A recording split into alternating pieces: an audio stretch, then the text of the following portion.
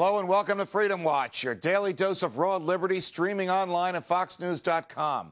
I'm your host, Judge Andrew Napolitano, here defending freedom, defending your natural rights, and defending your right to have a government that stays within the confines of the Constitution. A piece in this past weekend's Wall Street Journal entitled "George Shultz on the Drug War" debates the effectiveness of the war on drugs, not just today, but back when it actually began under President Ronald Reagan, when George Shultz was the Secretary of State. Doubts on the so-called drug war have been known by politicians for decades and witnessed by all of us.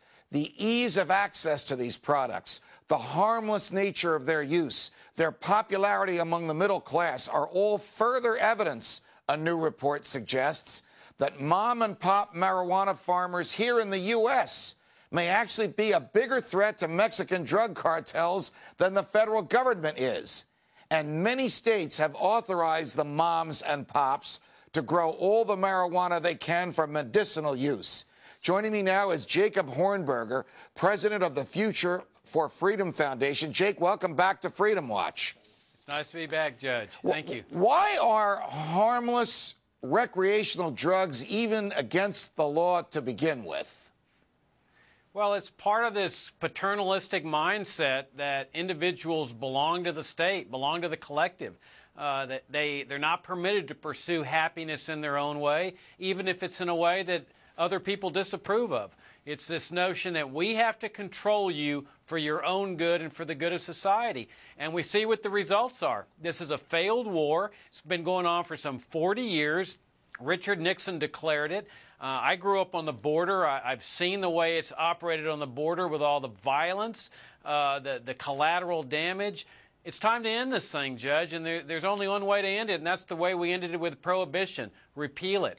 Is there something in our culture, Jake, some sort of Victorian genetic gene in the American culture that even though we know these things are going on, and even though there are some states that just won't prosecute the private use of it, we have to put up the pretense that we're using the government to stop people from doing things to themselves because we don't like it, because it doesn't look good in the eyes of our grandparents or our parents? Well, I think it's a split in the American psyche where there's this long tradition that exists within the American people of a love of liberty, a love of individualism, a love of free markets, versus this love of statism, of having the government take care of us, of watching over us and caring for us. I think it's that split that has gone on in the 200 and some odd years of this country's history. Last week, I did an interview with Paul Armentano from NORML, the National Organization for Reform of Marijuana Laws. And I made it very, very clear to him that in my own view, these laws are unconstitutional, that the government is wasting its time and wasting our money and wasting human life by the manner in which it enforces these laws. And the email response that I received was overwhelming, 99-1 in favor of it. Is it controversial for people in the public eye to come out in favor of the legalization of the private use of recreational drugs? Well, you know, when I was bringing this up 20 years ago on radio talk shows or whatever, I could light up the phone calls. People were just shocked over the possibility that drugs could be legalized. 20 years later, it is now a legitimate position.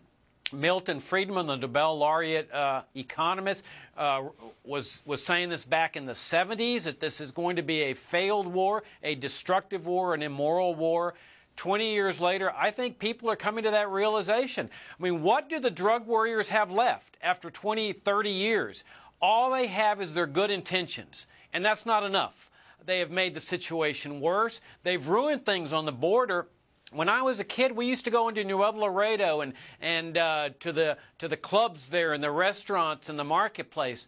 nobody goes across anymore because of the gang war, the drug war violence, and this is all because of prohibition. Not because of drugs, but because of drug war prohibition. All right, so what we currently have now is about 23 or 24 states where marijuana is lawful for medicinal purposes. In some of those states, the government sort of looks the other way when marijuana is used for recreational purposes. And we have a federal government, even though it continues to prosecute some people who were indicted under the Bush administration, says it won't indict people for growing or distributing marijuana for medicinal purposes as long as it's done pursuant to state law. Is there a change in thinking amongst the ruling class, whether they're Republicans or Democrats, liberals or conservatives, statists or libertarians, that it's time to devote governmental resources elsewhere? I think so. I mean, they're seeing the tide of public opinion. They know that there's police officers who are calling for drug legalization, federal judges, prosecutors, lawyers. They see opinion makers saying that this is the only solution. And we have argued for 30 years now, Judge, that the free market would put these drug dealers and drug cartels out of business instantaneously. And the article to which you're referring, where the private sector is having these marijuana farms, is proving that. These cartels are having a difficult time competing against these legitimate marijuana farms, which leads us to believe that if you legalize the whole market, these drug gangs and cartels would go out of business overnight. Jake Hornberger from the Future of Freedom Foundation, thanks for joining us on Freedom Watch. Thank you, Judge.